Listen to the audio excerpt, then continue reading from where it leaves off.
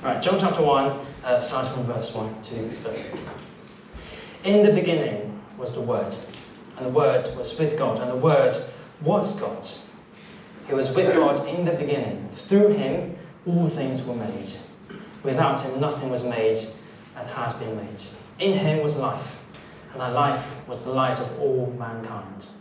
The light shines in the darkness, and the darkness has not overcome it. There was a man sent from God whose name was John. He came as a witness to testify concerning that light, so that through him all might believe.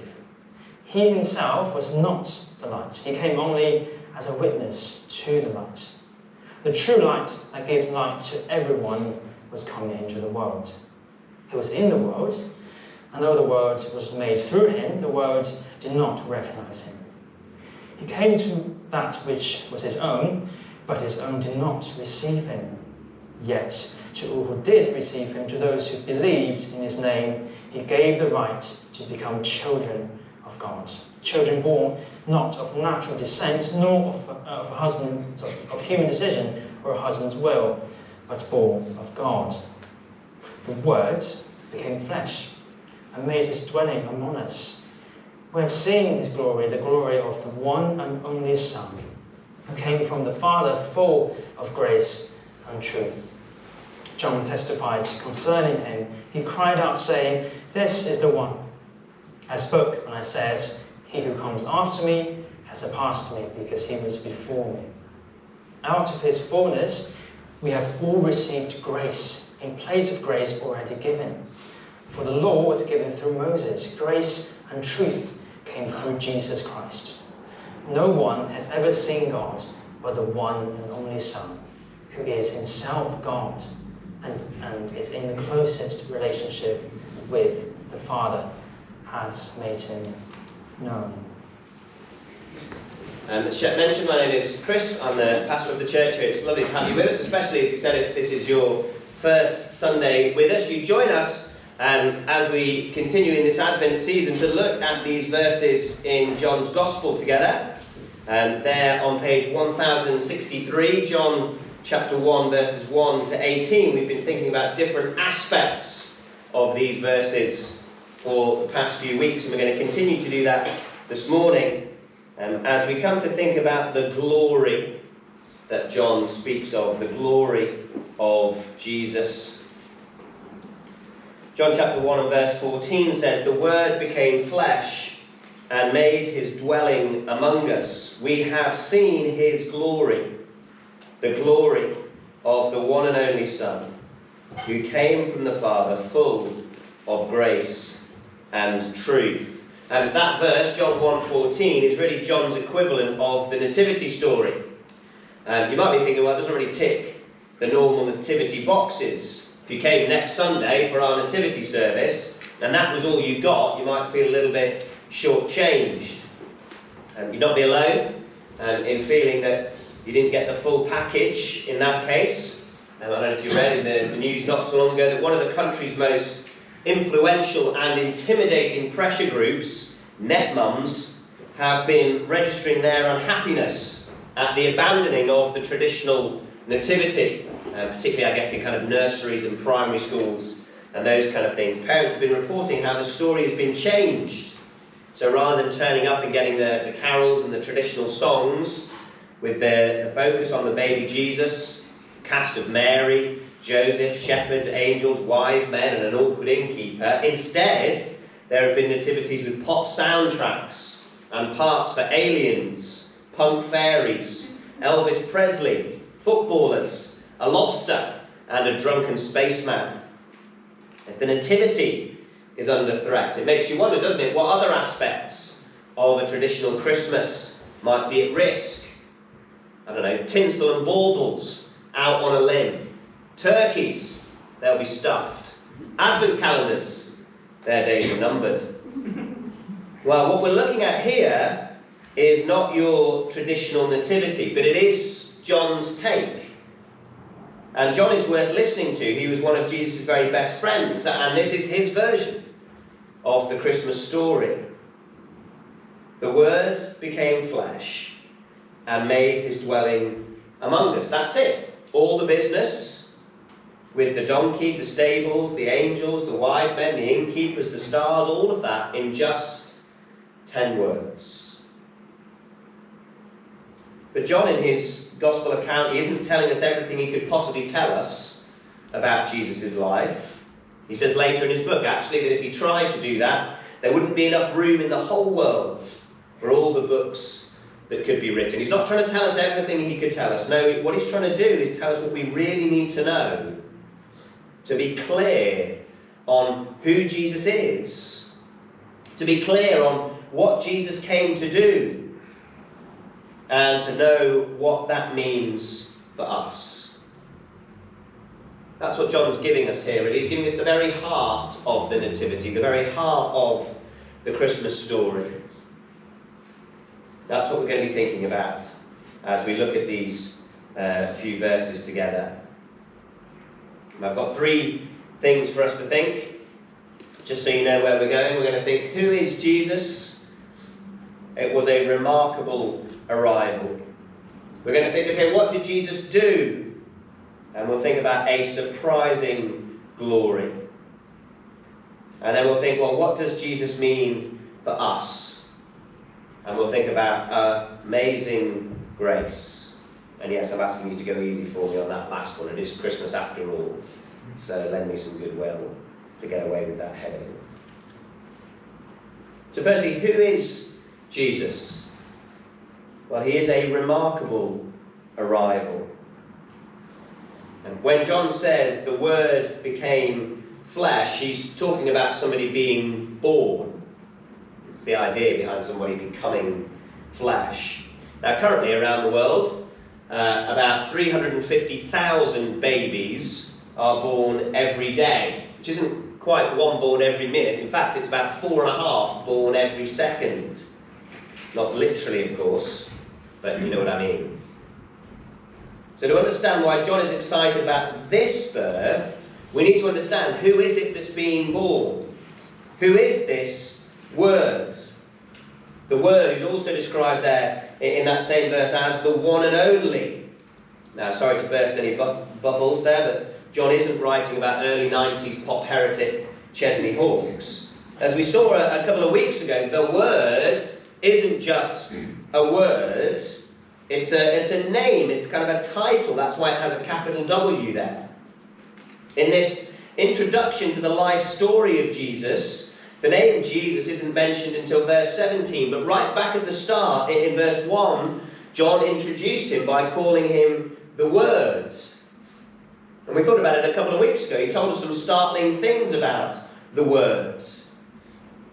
Just to refresh our memories, he told us that the Word has always existed. He told us that the Word is responsible for making all things, for making the stars and planets, for making the mountains and seas, the birds, the animals, you and me. He's told us that the Word is the source of all life.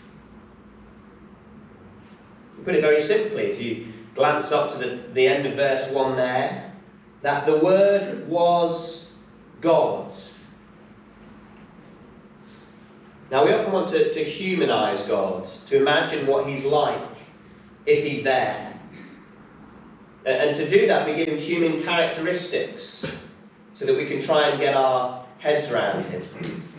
I suspect some of you now, as I talk about imagining God, you have a kind of cross in your minds of someone who looks a little bit like Captain Birdseye on the one hand and a little bit like Morgan Freeman on the other.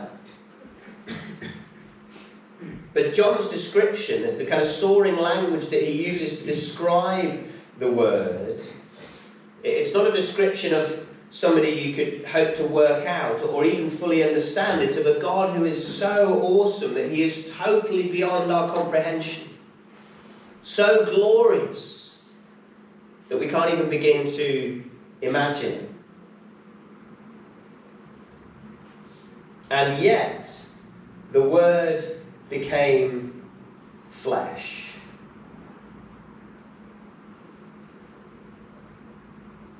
I know that at least one person from the chapel this year has been to Rome. I know that because they brought me back a little model of the Vatican. I wasn't quite sure what to do with. Didn't seem like we could sort of really display it in a house. I'm not sure I could really display it in my office. It became a slightly awkward trinket. Lovely though. I think whilst they were there, they went to have a look at the Sistine Chapel. I don't know if you've been, but even if you haven't, I don't know if you can just imagine it. Imagine standing in the middle of that room and taking in the scene, taking in all the kind of frescoes on the walls, the detail, the colours, the way that it just surrounds you on all sides. And of course that extraordinary ceiling by Michelangelo, a work of art of exquisite beauty and grand scale. So much that I guess it's impossible to really sort of take it all in at once without getting a little bit dizzy, without it making your head spin. But what if Michelangelo were here today and we asked him to replicate his work, but not on the ceiling? Stanmore Chapel's not really that kind of place, but instead on the back of a postage stamp.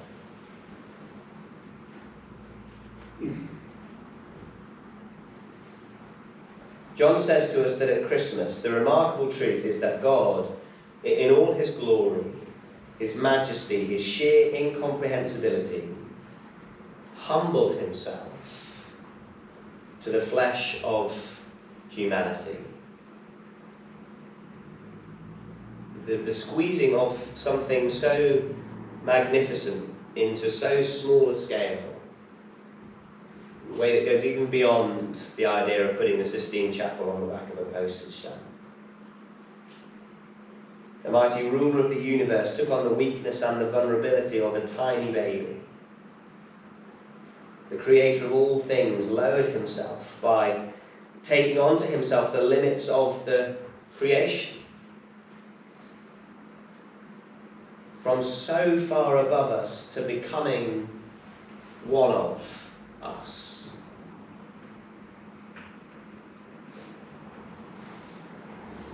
That's what you can lose sight of amidst the traditional nativity scene if you're not careful. But if you pack away the manger and the donkey and the shepherds and the three kings and Elvis and the spaceman and all of that, what you're left with is the most extraordinary thing of all. God on earth as a person.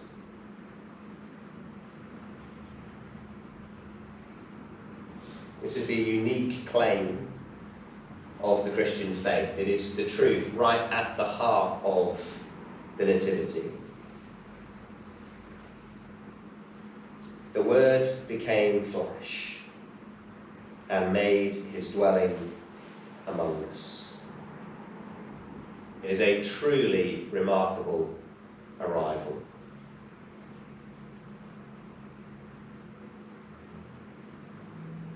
That's who Jesus is. But why did Jesus come? What did Jesus do? Well, this is where we see a surprising glory. The Word became flesh and made his dwelling among us. We have seen his glory, the glory of the one and only Son. And John tells us that those who were there saw his glory. What does that mean? What is glory? Well, in, I don't know, whatever it is, a week and a half or so, Sports Personality of the Year will be on the telly. They'll be reviewing the sporting year just gone, handing out some prizes and all of that. I don't know what it would be for you. What would be your sporting highlight of 2025? I was thinking about it this last week. I think for me it would probably be the final of the Women's Euros back in the summer. England versus Spain. The two best teams in women's football in the world. They have been for the last few years. It was a real kind of heavyweight clash. It was a great game. It was full of drama. It was full of tension. It was full of skill. And then in the end, we won. I don't think there's any Spaniards here today, so I don't need to apologise for that. And as the England team stood aloft on that podium, as they raised that trophy in the air, as the fireworks went off and the ticker tape went everywhere and the flash bulbs went, with the whole world watching, there we saw their glory, their achievements, their skill, their brilliance was put on display for everybody to see. We saw their glory. Well, John says that they saw the glory of the Word, of the one and only Son. They saw the glory of Jesus. Now, if we read on in John's Gospel, we'd see the numerous ways in which that happened, the numerous ways in which Jesus' glory was demonstrated. Water turned into wine, thousands fed with just a handful of bread and fish, the paralysed restored, the blind given sight, the dead raised to life. And yet, shockingly, Jesus himself tells us at which point he is at his most glorious. What, if you like, is his trophy-raising moment? He says this in John chapter 12. Jesus replied, "The hour has come for the Son of Man," that's just Jesus talking about himself, "the hour has come for the Son of Man to be glorified." Jesus says, okay, this is it. Now is the big moment. This is where you will see my glory most vividly, most clearly, most dramatically. Very truly I tell you, unless a grain of wheat falls to the ground and dies, it remains only a single seed. But if it dies, it produces many seeds. What's he talking about? Well, Jesus says that as he begins the sequence of events which takes him to the cross. Jesus says that his most spectacular achievement, the most glorious event which John and the other eyewitnesses saw, was his humiliation and death.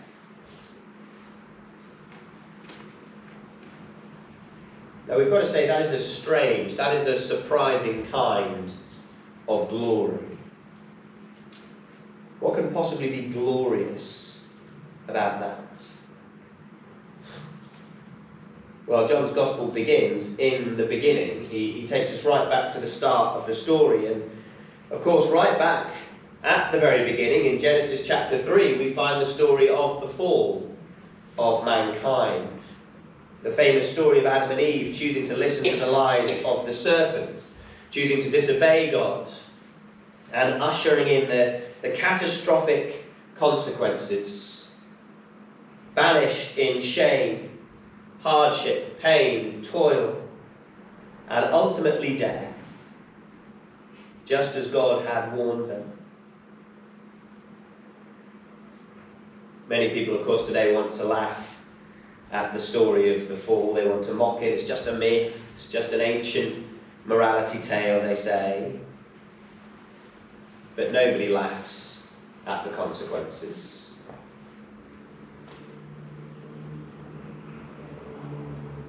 The Bible explains that we all follow in the wake of Adam and Eve. We all do as they did. We all reject God. We all disbelieve God's instruction to us. Just as they did, we all live just as we see fit instead. And so we all suffer the same consequence. We all surely die. Doesn't matter whether it's pandemic, it doesn't matter whether it's, I don't know, super flu or whatever it happens to be. If you check the history books, you check right around the world, the death rate is 100%.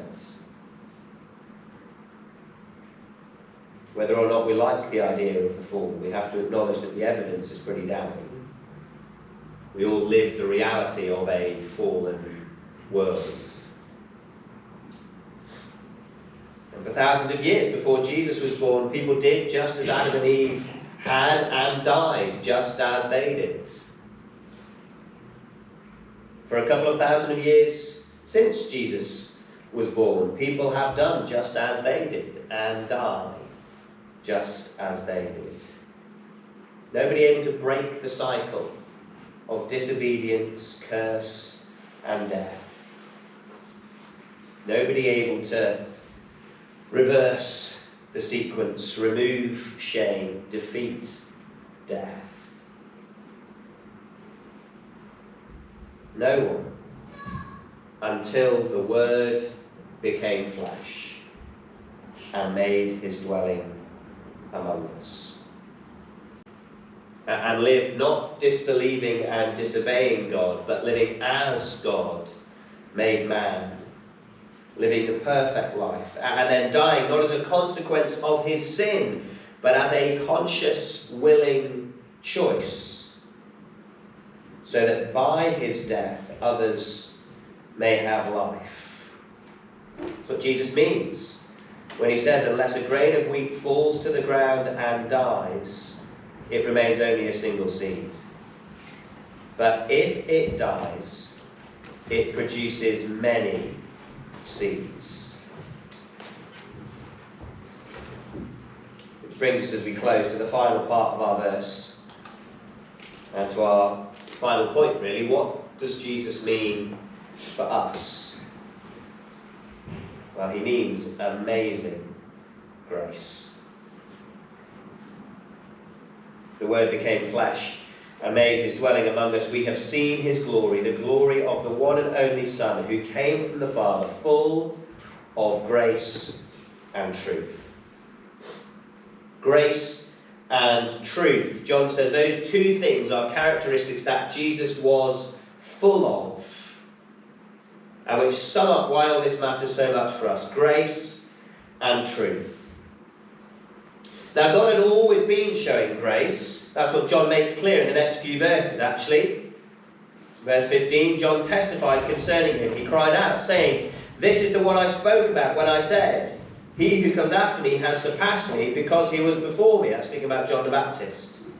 "Out of his fullness we have all received grace in place of grace already given. For the law was given through Moses. Grace and truth came through Jesus Christ." God had shown grace in giving the people the law through Moses.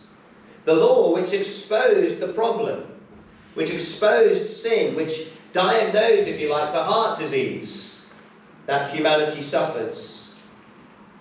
And yet God's kindness, God's grace in exposing the problem has now been surpassed, John says, by his provision of the solution. The coming of Jesus Christ represents a greater grace and a more precious truth.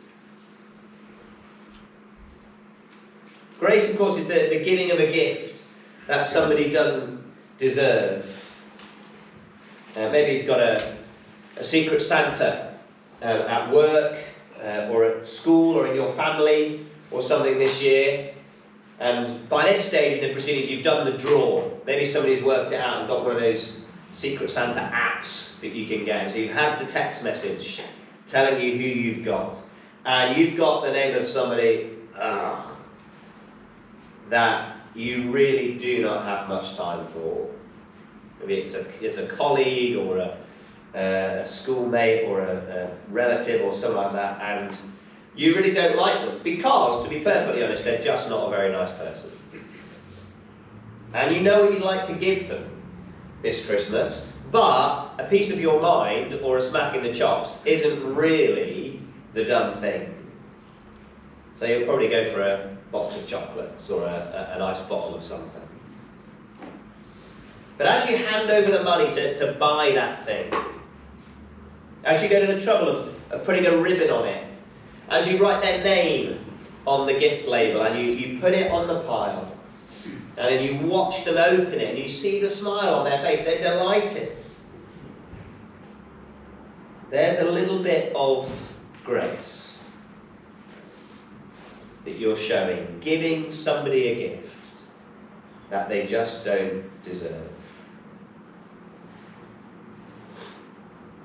Well, right at the heart of the Nativity, here in this verse in John 1:14, we find the greatest Christmas present ever. Wrapped not in paper, but in flesh. Delivered not down the chimney, but ultimately up onto a cross. And we find that amazingly, by grace, this gift is for us. The Bible, as we've said, is clear on what we deserve to receive. We have rejected, we have mistreated, we have disbelieved God, and so we deserve for him to remove himself from us, to take the life that is in him away from us, and to leave us guilty and ashamed and dying.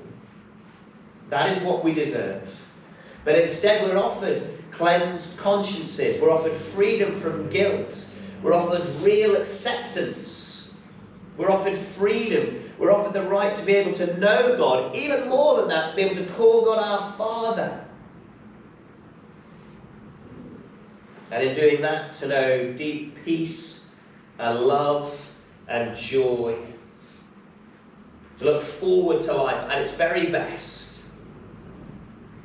Not just now, but forever. We do not deserve any of those things. And yet in Jesus, gloriously, in the fullness of his grace, we are offered all of them, because the Word became flesh and went to his death. He died the death that we deserve, so that his life, so that the life of heaven might be ours. That is the gift at the centre of the Christian faith. That is the gift that we have received, or that we can receive, even today. That is the amazing grace announced in the Christmas story. But the wonderful thing is that it's not just a story. It is truth. We might look at the Christmas story, we might look at Jesus and say, well, it's a lovely idea, isn't it? It's a lovely sort of rose-tinted way to view this season, to view the world. Wouldn't it be lovely if it were true? Well, John says we were there. We saw his glory. Actually, it's not a rose-tinted way of viewing the world. It's the only true lens through which to view the world. Only in Jesus do we find real truth. Only in Jesus do we know God and therefore know ourselves, know where we've come from and know where we are going.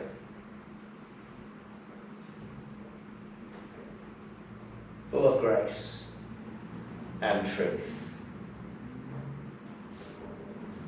I know that many of you know that, but it might be that you're here today and you are still not sure. So as we finish, let me just ask you, if that is what is held out to you, have you really looked? Have you really thought about it before walking away? Take away a Bible if you want. Come and ask me afterwards. I'm very happy to give you just a copy of John's Gospel. We'll come back this evening. We'll be giving everybody one at the Fairy Light Carol service. Take it away and read it. Now, ask yourself as you read it, does Jesus know me? Does he know my world? Does he know my heart? Does he know my problems? Does he offer a solution? Does he speak as just another person, or does he speak as God? Does he speak truth? Does he live that truth out?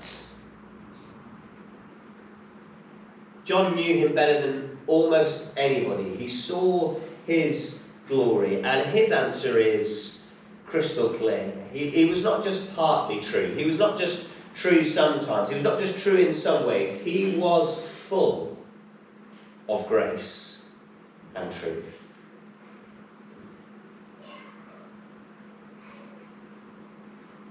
It's got to be at least worth giving some time to, hasn't it?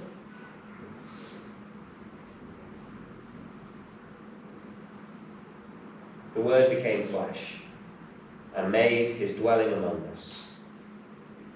We have seen his glory, the glory of the one and only Son, who came from the Father, full of grace and truth. That may not be your traditional nativity, but it is the very heart of the true story that we celebrate this time of year, and that is the best news that we will ever hear.